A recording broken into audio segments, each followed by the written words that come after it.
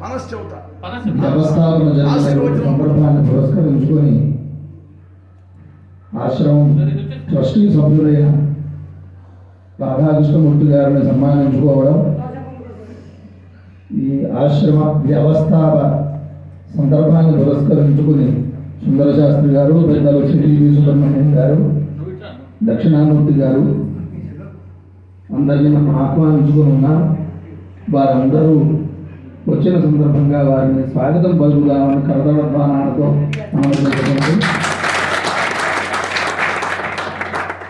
ఈ సందర్భంలో సుందర శాస్త్రి గారు ప్రధాన అధ్యక్షత వహించి ఈ కార్యక్రమాన్ని సవ్యంగా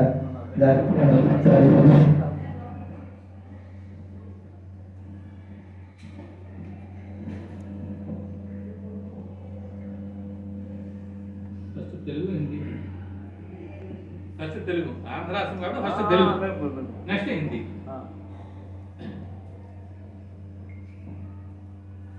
అరవై 66 సంవత్సరాల కిందట ఇవాళ రోజున మన ఆశ్రమానికి శంకుస్థాపన చేయబడింది.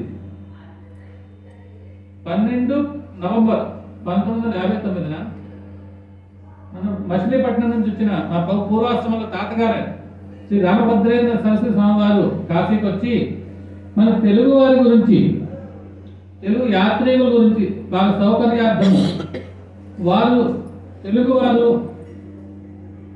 కాశీ యాత్ర చేసుకుని వెళ్ళారంటే మన ఇంట్లో ఉన్నట్టు వాళ్ళు భావిస్తూ వెళ్ళాలని ఆయన ఉద్దేశం.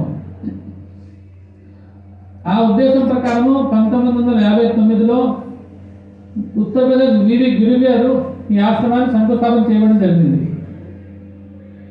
అప్పటి నుంచి స్వామివారు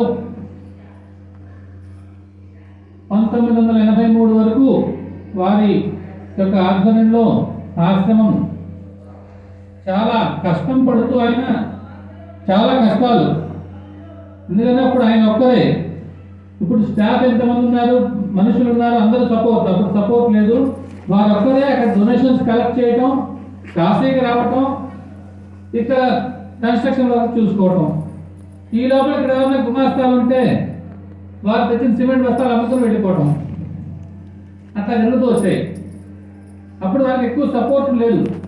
ఆయనకి హిందీ రాదు, ఇక్కడ మేస్త్రీలకి లేకపోతే తెలుగు రాదు. ఆయన మొత్తం అంత నెగ్గుకుని అన్ని కష్టాలు భరించి ఎవరన్నా రూపాయి డొనేషన్ ఇస్తారంటే వారి ఇంటికి 10 సార్లు తిరిగి, అప్పుడు రూపాయి విలువ 10 రూపాయల విలువ. అప్పుడు ఆ కష్టం వారంతా చేసి ఈ ఆశ్రమాన్ని స్థాపించారు. ఈ ఆశ్రమంలో వేల మంది, లక్షల మంది ఇప్పటికి వచ్చి ఉంటారు. వచ్చి వారు చాలా మంది ఇప్పుడు కూడా వచ్చి చెప్తుంటారు, ఏమంటే వెళ్ళారు బాధగా ఉంది, మన ఇల్లు వదిలేసి వెళ్తున్నట్టుగా, పుట్టిల్లు వదిలేసి వెళ్తున్నట్టుగా బాధగా ఉందని. మన ఉద్దేశం అట్లా ఉండాలి, తక్కువ ఖర్చులో మంచి యాత్ర అవ్వాలని. 83 తర్వాత నుంచి మా నాన్నగారు యాజ్ మేనేజింగ్ ట్రస్టీగా ఉంటూ, అంటే 60లోనే వచ్చేసాము మేము కూడా. మా నాన్నగారు 1960లో జనవరిలో కాశీకి వచ్చేసాం. అప్పట్లో నాకు 5 నెలలు, పుట్టింది అక్కడ, పెరిగింది ఇక్కడ. అప్పటి నుంచి ఈ ఆశ్రమం మా నాన్నగారు ఒక దీంట్లో 83 నుంచి తాతగారి సిద్ధి పొందిన తర్వాత నాన్నగారు కూడా ఆయన అర్థంలో రోజు దినదనాభివృద్ధి చెందుతూ 2001లో ఇక్కడ అన్నదానం కూడా నాన్నగారి వల్లే స్థాపించి భక్తులకు నిత్యాన్నదానం కూడా దీంట్లో సౌకర్యం కల్పించారు.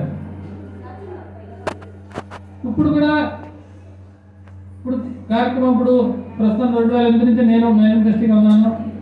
కానీ ట్రస్ట్ బోర్డు వారి సహాయ సహకారాలతో, వాళ్ళు మొత్తం వారి యొక్క గైడెన్స్తో, ఎందుకంటే పెద్దవాళ్ళు అనేది ఉండాలి.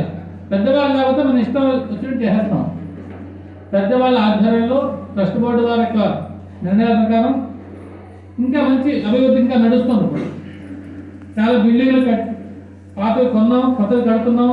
కాశీవాసి భవనం కట్టాము, ఇప్పుడు కైలాస భవనం ఒక పాత కట్టాము, రెండో పాత కట్టబోతున్నాం తొందరలోనే. మన 7వ తారీఖు శంకుస్థాపన అయింది. ఇప్పుడు అందులో కూడా సుమారు 30 రూములు వస్తాయి. ఇవన్నీ ఏంటంటే యాత్రికులకు సౌకర్యం గురించి. ఇన్ని రూములున్నా కంప్లైంట్లు వస్తాయి, మాకు రూమ్ దొరకలేదండి అని. మనం ఎంత చేసినా రూమ్ దొరకలేదని కంప్లైంట్ ఒకటే. దొరికితే మాత్రం మీ అంత వాళ్ళు లేదు, దొరకకపోతే ఆశ్రమం వేస్ట్ అండి, మీ మేనేజ్మెంట్ సరిగ్గా లేదు, మాకు రూమ్ దొరకట్లేదు, మీ వాళ్ళకి ఇస్తారు, రకరకాలు వస్తాయి మాటలు.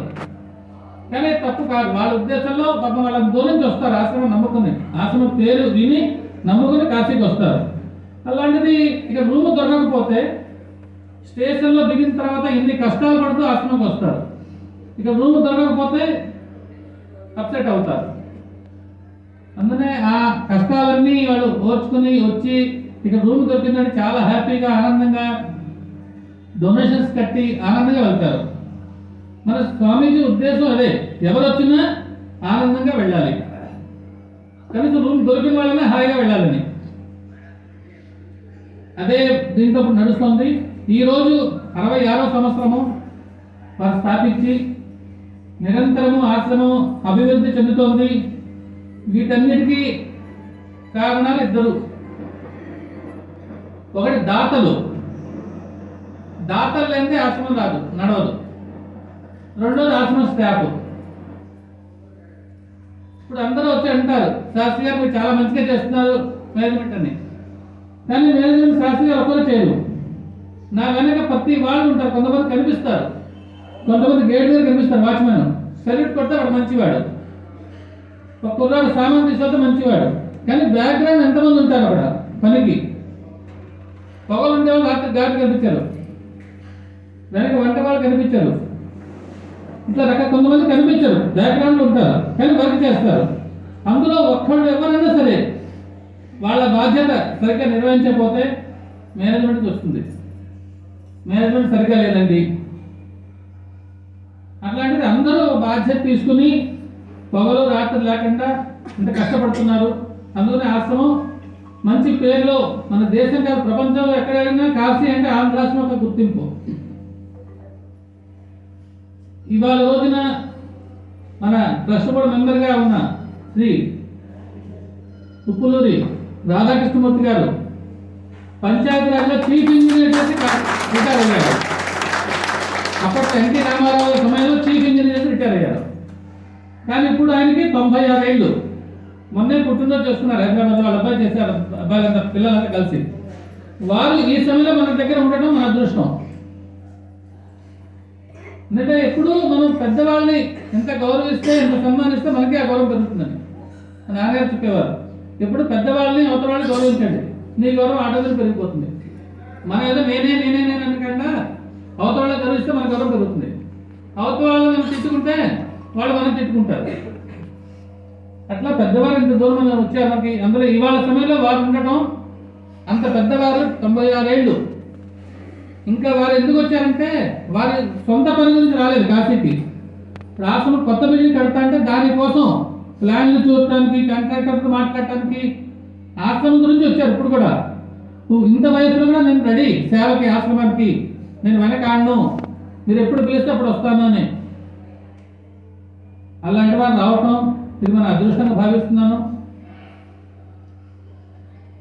ఇందులో అంత స్వామీజీ కట్టినందుకు మన తెలుగు వాళ్ళు కూడా గర్వకారణం. కాశీలో అప్పట్లో తెలుగు ఆశ్రమం ఏమీ లేదు తెలుగు వాళ్ళకి. 1959లో తెలుగు వాళ్ళకి ఆశ్రమం ఏం లేదు, ఇది ఒకటే. ఇప్పుడు సందుకో 10 చెప్పులు వచ్చేసాయి. ఇప్పుడు కూడా అందరూ అంటారు అన్నింటిలో కన్నా ఆశ్రమం మంచి సేవ చేస్తుందని. తక్కువ ఖర్చులో మనం ఇస్తున్నాం, రూమ్ రెంట్ కూడా తక్కువ ఖర్చు మనకి. అలాంటిది ఇది నేను కూడా నా అదృష్టంగా భావిస్తున్నాను. మా పెద్దల వల్ల, ఆ విశ్వనాథుడి వల్ల మేమంతా మా ఫ్యామిలీ అంతా కాశీలో ఉండి ఒక మంచి సేవ చేసే అవకాశం మాకు దక్కింది. ఇది పెద్దల యొక్క దయ, ఆశీర్వచనమే. అందరూ పెద్దలు గౌరవించేద్దామని వాళ్ళ ఉద్దేశం మాకు వారికి. ఈ సందర్భంగా మన శ్రీదేవి సుబ్రహ్మణ్యం గారిని కూడా 2 నిమిషాలు మాట్లాడమని, 2 నిమిషాలు హిందీలో కూడా చెప్తాను, హిందీలో తక్కువ చెప్తాను.